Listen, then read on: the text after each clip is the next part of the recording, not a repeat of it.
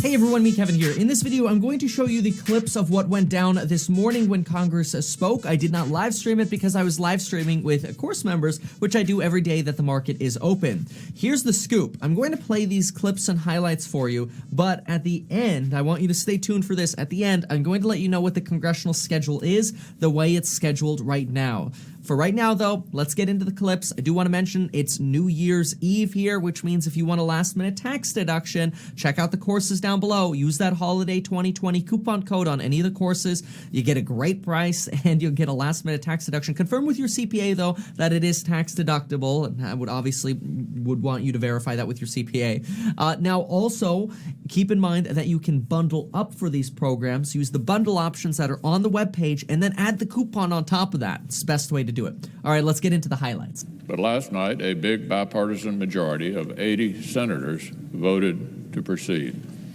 There should be nothing controversial about giving our brave men and women in uniform the tools and training they need to stay safe.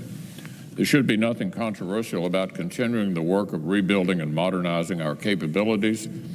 Just to clarify, he said that 80 senators voted to proceed to debate the veto override on the National Defense Authorization Act, not to pass the NDAA. It's a little different. It should be a nonpartisan proposition that America should keep pace with Russia and China rather than slip behind. We've enacted an annual NDAA for 59 straight years and counting. In the next few days, the easy way or the hard way, we're going to do our job once again. This body will... That's a threat here that even if Bernie Sanders ends up blocking, we're still going to do our job. That's what Mitch McConnell's suggesting. Fulfill our responsibility to the men and women who protect our country. So the Senate will be here until we finish this bipartisan legislation. Now, for several days, we've heard some senators say Congress must send more cash to high-earning households who haven't seen any income disruption during COVID-19. And see, this is the politics that pisses me off. It's the other side. The Democrats are not saying, let's send cash to high-income households. Yeah, maybe 5 to 10% of the recipients are going to be deemed to be higher-income households. Okay, then make an amendment. Gosh. And, like, I know the House is out until the end of the year, but Nancy can call them back, or until the end of the session. Nancy can call them back. It's not that hard. It's politics. Our colleagues who purport to be the champions of vulnerable Americans now say that what struggling people really need is for Congress to stop focusing on targeted relief for them specifically and to instead send thousands of dollars to people who don't need the help. Experts from across the political spectrum agree that our colleague from Vermont is dead wrong on this. Bernie. Socialism for rich people is a terrible way to help the American families that are actually struggling. Dude, McConnell, you are so disconnected. Again, so what? Okay, yeah, some people making a couple $100,000 are going to get reduced stimulus checks. Then amend that. But you were literally slapping 90+% of America in the face by saying this is socialism for rich people. How dare you, Mitch? So let me say that again. Borrowing from our grandkids to do socialism for rich people is a terrible way to get help to families who actually need it. Washington Democrats took President Trump's suggestion and skewered it so the checks would benefit even more high-earning households. Imagine a family of 5 where the parents earn $250,000 per year and have not seen any income loss this past year. Speaker Pelosi and Senator Sanders want to send them $5,000 from Uncle Sam. They make $250,000. Nobody's out of work, but our so-called progressive friends say the household needs, quote, survival checks. In fact, they believe a family of 5 should have to earn $350,000 before the spigot of government money would stop entirely. Right, it would be pretty low before that, but this is true. We've got that little calculator I've shown before. Here's Mitch McConnell's math. 3 children, 2 adults, that's $10,000 in total stimulus, 5 people times 2,000. You've got $150,000 phase out. The phase out over the next $100,000 is a loss of $5,000. Boom, you're left over with a $5,000 check. He's not wrong, but again, the percentage of people who are actually going to be in that situation is substantially lower than the percentage of people who are not in that situation. Socialism for rich people. That's what Speaker Pelosi and Senator Sanders have sketched out. A terrible way to help those who need it. And experts across the political spectrum agree. So Mitch McConnell goes on and on and on and on about the same crap. So let's listen to Schumer now. Reason only. The Republican leader has refused to allow us to vote on legislation to provide the American people $2,000 checks. He has twice objected to my requests to set a time for a vote on the measure, claiming yesterday that direct stimulus checks were, quote, poorly targeted, bemoaning the idea that some of the checks might go into, quote, the hands of Democrats' rich friends who don't need the help, unquote. Senator Toomey said much the same thing. Well, funny, I don't remember the Republican leader and Senator Toomey complaining about how a $2 trillion across-the-board corporate tax cut was poorly targeted because some large companies didn't need the help. Nope. When corporations get a blanket tax break, that's fine by the Republican majority. When the average American gets a little help from their government, it's poorly targeted. I hope that every American heard the objections by these Republican senators. I hope every American who has their water or heat or electricity shut off, or had eviction notices stapled on top of one another to their door, or had to choose which meal to skip on a given day. I hope they all heard the reason they will not receive $2,000 checks is because Leader McConnell thinks it could wind up in the hands of, quote, Democrats' rich friends. Now, let's be very clear. There is one way and only one way to pass $2,000 checks before the end of the year, and that's to pass the House bill. It's the only way to get the American people the $2,000 checks they need and deserve. The House is gone for the session. Any modification or addition to the House bill can't become law. Pelosi can call him back, let's be real. Either the Senate takes up and passes the House bill, or struggling Americans will not get $2,000 checks during the worst economic crisis since the Great Depression. And Leader McConnell knows this, so he has said that the Senate can only vote on a bill that combines the checks with other unrelated partisan policies. Repeal Section 230, an investigation into the president's dishonest and bogus claims of election fraud. The Republican leader claims that President Trump insists that all three issues must be addressed in one bill. But of course, the president has made no such demand. President Trump couldn't care less about how the bills are packaged in Congress. So the Republican leader has invented an excuse to prevent a clean up or down, yes or no vote on $2,000 checks coming to the floor. This maneuver to combine all three issues is intended to kill the possibility of $2,000 checks ever becoming law. Just to prove it, let me make this offer to the Republican majority. We're willing to vote on the other issues that President Trump mentioned, all the issues the Republican leader says must be addressed, as so long as we vote on them separately. That way, $2,000 checks could become law, and we could debate all the president's supposed concerns. That's a great suggestion there. Hey, let's vote on $2,000 checks separately. Let's vote on Section 230 separately. And let's vote on the Election Commission separately. That is not a bad suggestion, Schumer. We can vote on setting up a commission to look at the president's roundly rejected claims of voter fraud. We'd also have the commission look at voter suppression and gerrymandering. That's completely unrelated to help Americans paying their bills. But we're willing to take a look at the whole picture. Just give us a vote on the House-passed bill so we can get help now to people who desperately need it. Heck, we can also have a vote on repealing 230. We can do it today. We'll use Leader McConnell's exact language. But he won't agree to that because he knows his caucus wouldn't actually support such an act. Unlike the president, some members of this body understand what 230 means. They understand that Section 230, which certainly needs change, actually enables the president to spew his lies. We all know the 117th Congress will have to take a close look at the relationship between liability and reckless speech on the internet. But if Leader McConnell wants a vote on these issues, we're here for it. Just give us a vote on the House-passed bill, and we can vote on whatever right-wing conspiracy theory you'd like.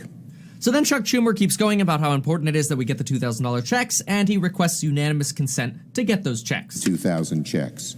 So, Madam President, excuse me, I ask unanimous consent that the Senate proceed to the immediate consideration of Calendar 645, H.R. 9051, a bill to increase the recovery rebate amounts to $2,000 for individuals, that the bill be read a third time and the Senate vote on passage, and then if passed, the motion to reconsider be considered made and laid upon the table with no intervening action or debate. Is there objection? Object. Objection is McConnell. heard. The senator from Vermont. Thank you, Madam President. Let me briefly respond to some of the points that Majority Leader McConnell has made, his inaccurate statements. Now, I'm delighted that after talking on the floor of the Senate for years about socialism for the rich, apparently that has gotten across to my Republican friends. Of course, that's what we do every single day. That's why we have the incredible level of income and wealth inequality that exists in this country, because decade after decade, we have used this body to provide massive tax breaks to the rich, provided corporate welfare to corporations who don't need it. That is socialism for the rich. Majority Leader is right. But let's talk about, in fact, what is in this bill. According to the Tax Policy Center, less than 1% of the benefits of the direct payments, that's the $2,000 per working class adult that Senator Schumer and I are talking about, less than 1% would go to the top 5% of Americans. There you go. Okay. All right. So we've got a stat here now. Bernie Sanders coming prepared with the stat. Economic Policy Institute telling us that less than 1% would go to the top 5%. Now, I would say that top 5%, probably a little bit higher in the six-figure echelon. If you did top 10%, you'd probably see like 10% go to the top 10%, so something to that effect.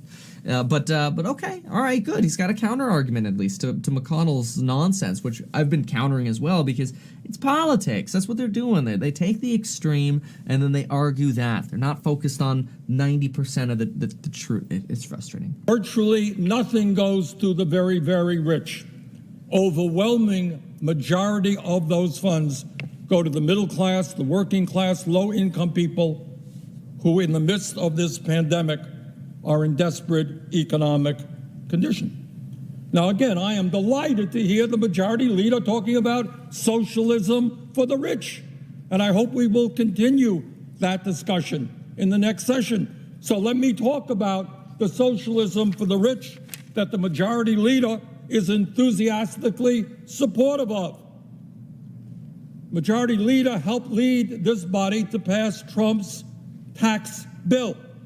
Now, you want to talk about socialism for the rich, Mr. Majority Leader?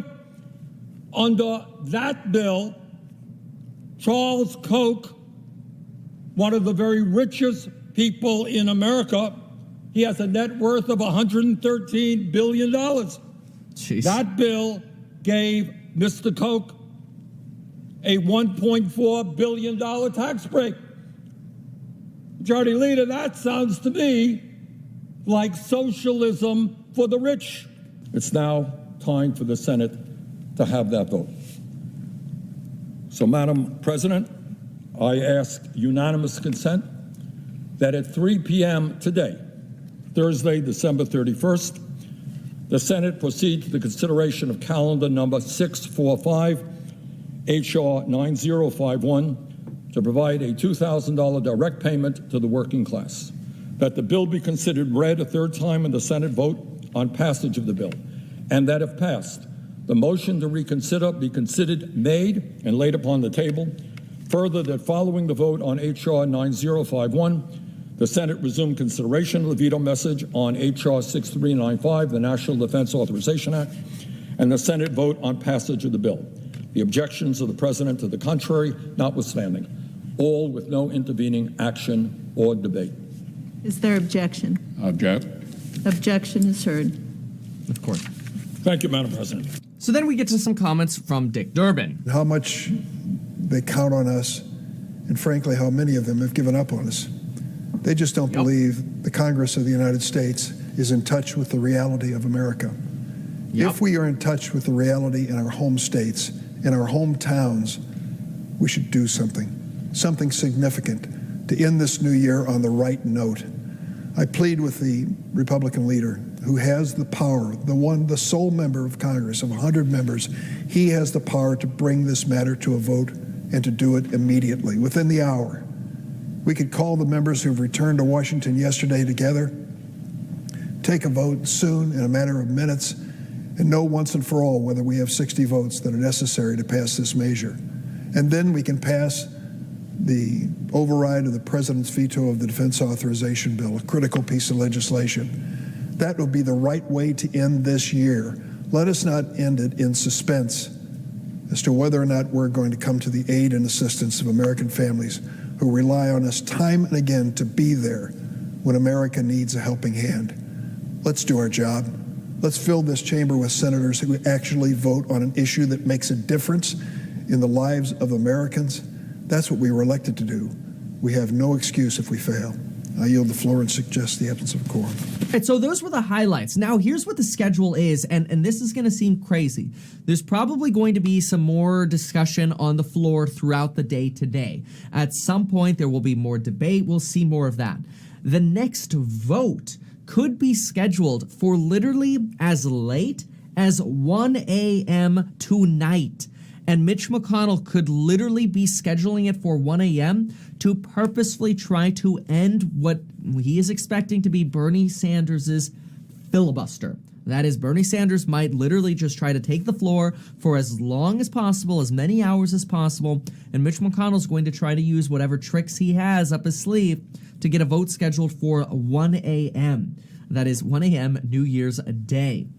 If the vote passes to limit debate, which is usually called invoking cloture, that takes 60 votes to do, which we expect some Democrats will eventually end up voting yes on that, just to A, like, be done or get this done, but also B, I think some Democrats are going to get worn down and realize, I don't think we're going to end up getting the $2,000 checks, so let's just vote to do the NDAA.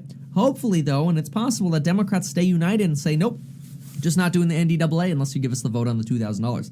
That's the hope. We'll see, but this vote could literally happen at 1 a.m., which is insane, and it's just gamesmanship to try to get basically all this stuff done, although each side could say they're playing games with each other, but the rules in the Senate are wonky.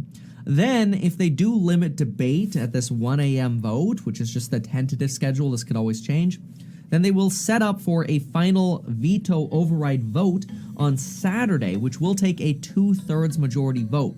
If they pass this on Saturday, there's no more leverage to get the 2K checks. This session of Congress will be over.